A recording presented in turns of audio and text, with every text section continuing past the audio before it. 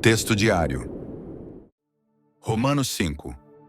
Portanto, já que fomos justificados por meio da fé, temos paz com Deus, por nosso Senhor Jesus Cristo, por meio de quem obtivemos acesso pela fé a esta graça na qual estamos firmes, e nos gloriamos na esperança da glória de Deus.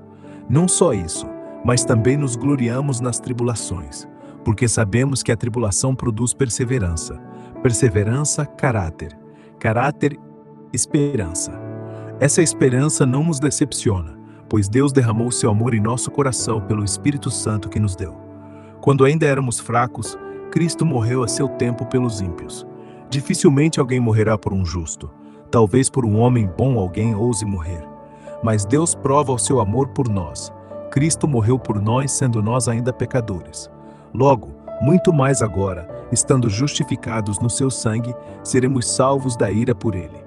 Porque se nós, sendo inimigos, fomos reconciliados com Deus pela morte de seu Filho, muito mais, estando já reconciliados, seremos salvos pela sua vida. E não só isso, mas também nos gloriamos em Deus, por nosso Senhor Jesus Cristo, pelo qual agora recebemos a reconciliação. Portanto, como por um só homem entrou o pecado no mundo, e pelo pecado a morte, assim também a morte passou a todos os homens, porquanto todos pecaram. Porque até a lei havia pecado no mundo, mas o pecado não é tomado em conta quando não há lei.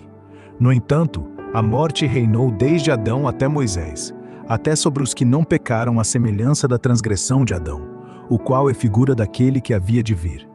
Mas não foi assim o dom como a ofensa, porque se pela ofensa de um morreram muitos, muito mais a graça de Deus e o dom pela graça de um só homem, Jesus Cristo, abundou sobre muitos.